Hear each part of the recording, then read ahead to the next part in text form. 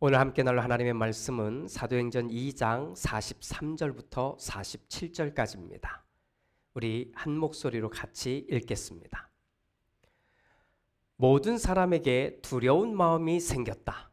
사도들을 통하여 놀라운 일과 표징이 많이 일어났던 것이다. 믿는 사람은 모두 함께 지내며 모든 것을 공동으로 소유하였다. 그들은 재산과 소유물을 팔아서 모든 사람에게 필요한 대로 나누어 주었다. 그리고 날마다 한 마음으로 성전에 열심히 모이고 집집이 돌아가면서 빵을 떼며 순전한 마음으로 기쁘게 음식을 먹고 하나님을 찬양하였다. 그래서 그들은 모든 사람에게 호감을 샀다. 주님께서는 구원받는 사람을 날마다 더하여 주셨다. 아멘.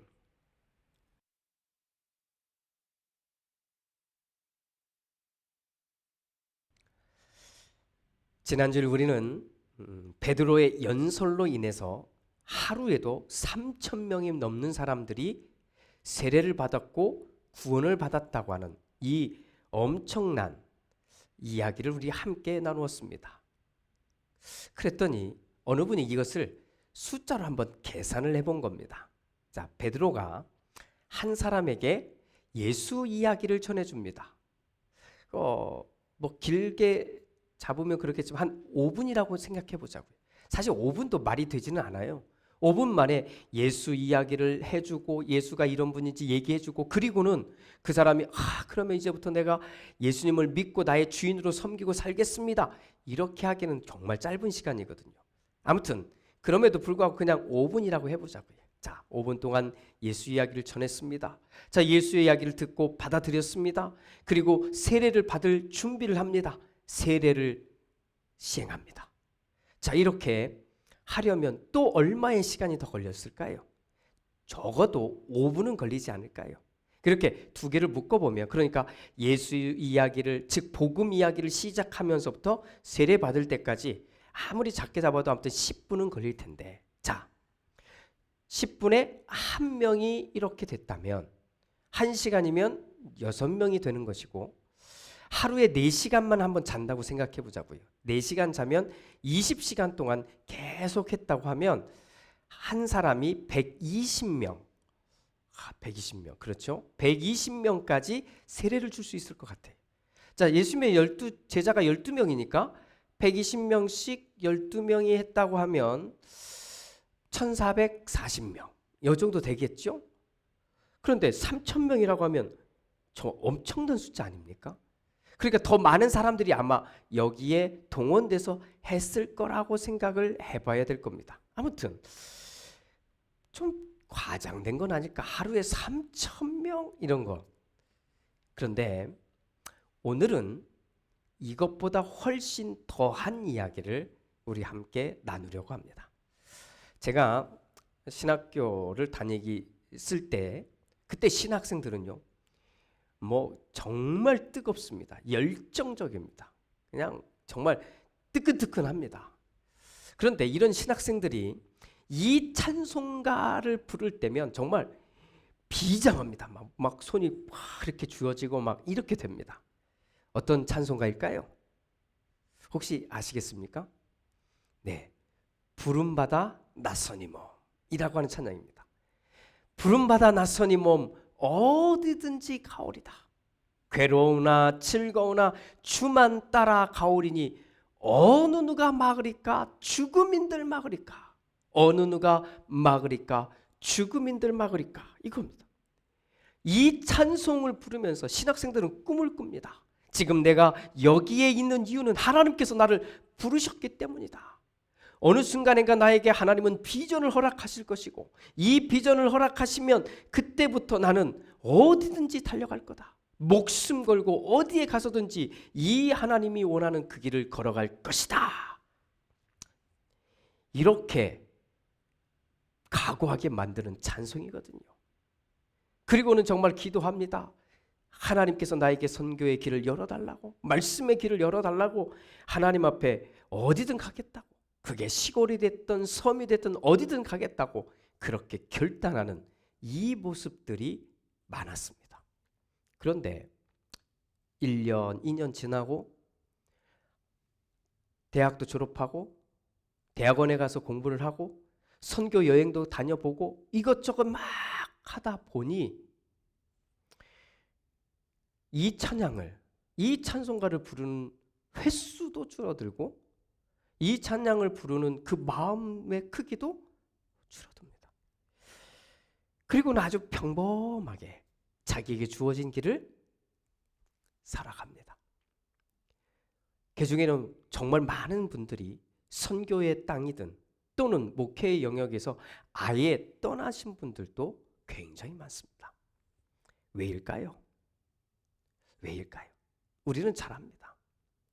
우리가 정말 온 힘을 다해서 어디든지 가겠습니다 라고 이렇게 부른다고 해도 정말 이런 상황이 되면 어디든지 가겠습니다 라고 하는 이 말을 진짜 내뱉을 수 있는 용기가 없기 때문입니다. 더 심각한 것은 용기가 없다는 것조차도 자기가 인정하려고 하지 않는 겁니다. 오히려 하나님의 뜻이라고 하면서 정말 잘 포장하려고 한다는 겁니다. 목사들은 대부분입니다. 목사들은 더 큰 교회로 가려고 하지 작고 열악한 교회로 가려고 하지 않습니다. 물론 예외도 있습니다. 교인들도 그렇습니다. 더 크고 화려하고 편안하고 좋은 교회를 찾아가지 정말 별것도 없고 아무것도 없는 열악한 교회로 가려고 하지 않습니다. 자, 그러면 이게 잘못인가요? 저는 그렇게 생각하지 않습니다. 그냥 이것은 그냥 우리의 모습이 그대로 자연스럽게 드러난 행동이라고 봐야 합니다. 잘못했다고 보지 맙시다. 문제는 그런 내가 그런 나의 모습을 보고 솔직해지지 않는 거예요. 더 심각한 것은 그것을 하나님의 뜻인 것처럼 포장하고 있다는 게 더 심각한 문제라는 겁니다. 자, 기독교인인 우리들은 자, 성경을 무엇이라고 말합니까? 하나님의 생명의 말씀이라고 말하지요. 그렇죠? 그러니까 이 성경을 읽으면 당연히 하나님의 말씀이라고 정말로 그대로 읽어야 하는데 하나님의 말씀이라고 말은 하는데 그 말씀을 읽다가 나뿐만 아니라 사람들도 슬그머니 외면하는 고개를 이렇게 슬그머니 돌리는 바로 이런 부분이 오늘 우리가 읽고 있는 이 이야기도 포함된다는 겁니다. 자, 하루에 3,000명이 넘는 사람들이 구원을 받고 세례를 받았습니다. 기적 같은 현상이죠. 충격적인 현상입니다. 그런 다음에 예수를 믿게 된 사람들이 비로소 이제 믿음을 가진 사람들이 어떻게 살았는지를 소개해주고 있습니다. 44절부터입니다. 자, 우선 이 말씀을 읽기 전에 우리 좀 더 솔직하게 용기를 내어봅시다. 다른 사람들에게 시선들은 별로 생각하지 마시고 그냥 나에게라도 솔직해지는 거예요. 나 자신에게라도. 아시겠죠? 준비되셨습니까? 44절부터 이 말씀을 함께 읽겠습니다. 믿는 사람은 모두 함께 지내며 모든 것을 공동으로 소유하였다. 그들은 재산과 소유물을 팔아서 모든 사람에게 필요한 대로 나누어 주었다. 그리고 날마다 한 마음으로 성전에 열심히 모이고 집집이 돌아가면서 빵을 떼며 순전한 마음으로 기쁘게 음식을 먹고 하나님을 찬양하였다. 예수를 믿고 세례를 받으면서부터 이 사람들은 함께 생활한다는 겁니다. 공동생활입니다. 공동생활. 그런데 그냥 공동생활이 아니에요. 자기가 가지고 있는 모든 재산, 그러니까 집도 팔고 은행에 있는 것도 다 팔아서 그냥 다 가지고서 그리고는 공동으로 소유하는 겁니다. 그리고 필요한 사람들에게 그 필요한 것을 자기들의 것으로 같이 모아놓은 것으로 나누어 주는 겁니다. 자, 하나님의 말씀이 성경을 읽었으니 또 여기 있는 사람들이 다른 사람들이 아니라 우리들처럼 예수 믿고 구원받고 세례받고 구원받은 사람들이라고 하니 우리도 이렇게 돼야 하지 않을까요? 우리도. 그런데 어디 한번 둘러보세요. 이렇게 하고 있지 않잖아요. 왜 안 하십니까? 왜 안 하시는 거예요? 저 여기 그대로 있는데. 솔직히 저는 이렇게 할 자신이 없습니다. 죄송합니다. 이게 솔직한 저의 마음입니다. 솔직한. 한국 기독교 역사에 이것과 비슷한 모양으로 살았던 사람들이 있습니다. 박태선 장로라고 하는 사람이 그렇게 불리운 사람과 그를 따르며 이렇게 신앙촌이라고 하는 한 그 마을을 만들어서 살아보려고 했던 사람들입니다. 박태선 씨가 이제는 이단이라고 되었기 때문에 이 사람의 신앙이 온전하다고 말할 수는 없잖아요. 자, 그런데 이 사람은 아니 성경에 나와 있으니까 초대교회가 이랬다고 하니까 진짜 신앙인이라면 자기 거 다 팔고 함께 모여서 공동으로 소유하고 공동으로 같이 그 삶을 살아가야 하는 것 아닙니까? 라는 이 도전을 주고받으면서 이 사람들은 진짜 그렇게 해본 거예요. 진짜 그렇게. 용기만 가지고 따진다면 우리하고 비교할 수 없을 정도 삶을 산 사람들 아닙니까? 여러분 어떻게 하실래요? 제가 여러분 예수 믿는 사람들인데 하나님의 말씀을 믿는 사람들인데 이 말씀에 나온 대로 공동생활을 하고 집과 재산들도 싹 팔고 교회 통장에다가 다 집어넣으셔야지 되지 않습니까? 그리고 우리에게 필요한 대로 그렇게 좀 나눠주면서 살아야 되는 것 아닙니까? 자, 이렇게 하자고 하면 여러분들은 어떻게 하실래요? 자, 겉으로는 표현 안 하셔도 됩니다. 그냥 속으로만 자기가 한번 생각해 보시면 됩니다. 자, 이렇게 하시면 여러분 어떻게 하실래요? 제가 이제 그런 말을 시작했어요. 그러면 우리 가운데 대부분은 드디어 김 목사가 이상해졌구나. 평소에도 다른 목사들과 조금 다르긴 했는데 이제 보니 제정신이 아니구나. 이렇게 생각하시면서 조용히 떠나지 않으시겠습니까? 저는 그렇게 할 거라고 충분히 그렇게 생각합니다. 상상합니다.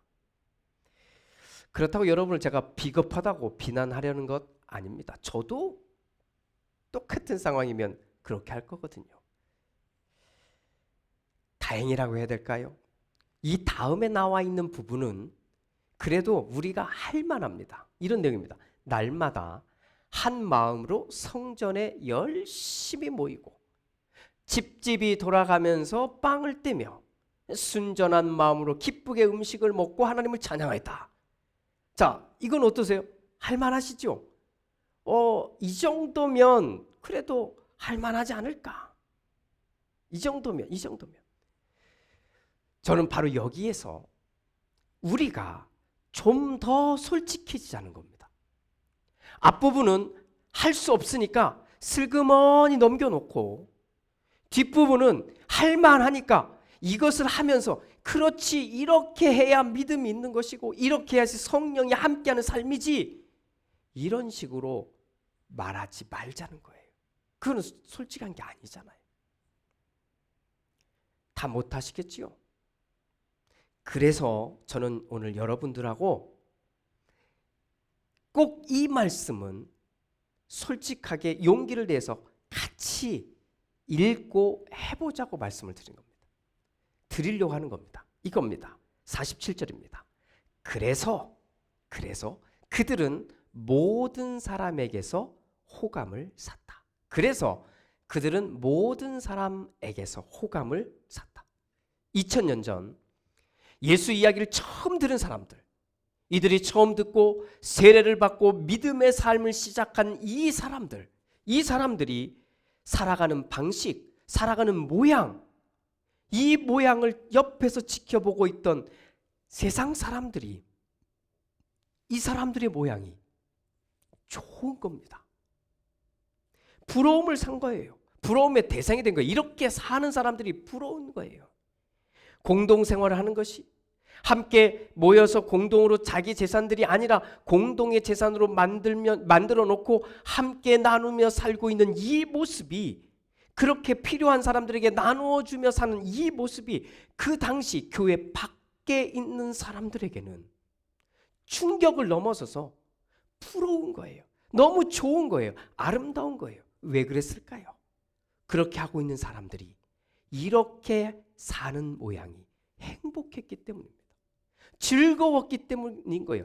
기쁘기 때문인 거예요. 억지로 했으면 전혀 이런 반응이 나오지 않겠지요. 하지만 현대 기독교인들은 세상 사람들로부터 오히려 비난을 받고 있다는 겁니다. 세상 사람들은, 그래도 우리 이건 아셔야 됩니다. 세상 사람들은 그래도 교회를 다니는 사람들에 대한 기대라는 게 있습니다. 나는 이렇게 살아도, 나는 욕심을 부리고 살고 나는 이렇게 살아도 저 사람들은 하나님을 믿고 있다고 하고 또 예수처럼 닮아간다고 하니 우리처럼은 살지 않겠지, 우리보다는 더 행복하게 살겠지, 우리보다 더 잘 살겠지라고 하는 일종의 기대감이라는 게 있거든요. 그런데 그런 세상 사람들이 우리를 보는데 자기들과 똑같거든요. 아니, 어느 부분에서는 심지어 더 이기적이고 더 탐욕을 드러내고 있으니까 이 사람들이 부러워하기는커녕 손가락질하고 비난하는 겁니다. 자, 그렇다고 제가 이제부터 우리 재산 다 정리하고 그리고 다 모여서 함께 삽시다, 이렇게 말하려는 것은 아닙니다. 바뀌었어도요, 이미 많이 바뀌었습니다. 성경에 쓰여진 2000년 전과 지금은 세상이 너무 많이 바뀌었어요. 그래도 바뀌지 않아야 하는 것이 있습니다. 바로 이겁니다. 믿음을 가진 우리들이 세상 사람들에게 있어서는 그들이 볼 때는 호감을 주는 사람들이어야 된다는 거예요. 그들이 우리를 보고 호감을 느낄 수 있는 사람은 되어야 된다는 거예요. 이건 바뀌어서는 안 됩니다. 그러려면 우리의 생각부터가 바뀌어야 되지 않습니까? 지금 나의 모습이 사람들이 볼 때 호감을 살 만한 모습인가요? 지금 여러분의 모습이, 여러분이 살고 있는 이 모양이 주변에 있는 사람들이 볼 때 야, 나도 저 사람처럼 살고 싶다라는 호감이 들게 살고 계십니까? 지금 우리의 모습이 그렇게 느껴지는 모습일까요? 예배하는 모습, 찬양하는 모습, 기도하는 모습, 봉사하는 모습, 성찬에 참여하는 모습, 함께 식사하는 모습, 이 모습이 정말 호감이 가는 사람들의 모습일까요? 그래서 우리는 이런 그림을 하나 그려보면 됩니다. 한번 상상해 보십시오. 예배하는 우리가 그 누구보다 행복한 겁니다. 예배를 드리러 가는 우리의 모습이 정말 행복해 보이는 거예요. 말씀을 들으러 가고 말씀을 나누는 모습이 정말 행복해 보이는 거예요. 교인들이 만나면 감격적인 빵과 포도주를 나누는 이 성찬에 참여하는 겁니다. 음식을 먹을 때, 차를 한 잔 나누어 마실 때 누구도 흉내낼 수 없는 미소가 지어지는 거예요. 자, 이 모습이 이렇게 있어야 그렇게 되고 싶지 않을까요? 그런 부러움을 갖지 않을까요? 이건 억지로 할 수 없는 겁니다. 그래서 우리는 내가 믿음을 가지게 됐습니다, 세례를 받았습니다, 구원을 받았습니다 라고 하는 말만 할 것이 아니라 그 다음 이제부터는 사람들에게 호감을 사는 사람들이 되어야 하는 겁니다. 그리고 그렇게 되도록 우리 마음을 결정해야 합니다. 그러니까 하나씩 살아봐야 되잖아요. 하나씩 살아가 봐야 되잖아요. 세상의 기준으로 보면 우리 그렇게 뛰어난 사람 별로 없습니다. 그냥 우리 평범한 사람들이에요. 자, 그런데 우리가 살아가는 모습을 보니까 세상 사람들이 보니까 불평은 점점 줄어들고 있어요. 반대로 오히려 감사와 행복한 말들이 그 모양이 점점 풍성해지고 있어요. 그러면 세상 사람들이 그런 우리를 보고 호감을 갖게 되는 겁니다. 그런 모습이 좋아 보이게 되는 거예요. 그렇게 살면입니다. 그렇게 살면 그들은 우리를 부러워하게 됩니다. 그렇게 살면. 그러면 그런 우리를 통해서, 그런 우리 때문에 믿는 사람들이 늘어나게 되는 것입니다. 많아지게 되는 겁니다. 추수감사주일 우리 각자 준비한 것들을 가지고 모여서 함께 맛있게 먹고 이렇게 하는 것 정말 중요합니다. 자, 잘하는 거예요. 그런데 우리는 한 걸음은 더 나아가 보자는 겁니다. 한 해를 돌아보고 다른 사람들은 이런저런 많은 것들을 생각할 수 있지만 우리는 버릴 거 버리고 오히려 감사와 기쁨과 위로와 행복, 이런 것들을 더 많이 말하자고요. 그리고 그것을 내가 많이 말할 수 있는 걸 찾아냈으면 그걸 가지고 이번 한 주간 동안 나와 함께한 사람들에게 표현하며 살자고요. 당신의 감사에, 당신의 도움에, 당신의 위로에 내가 힘을 얻었습니다 하고 표현하며 살자고요.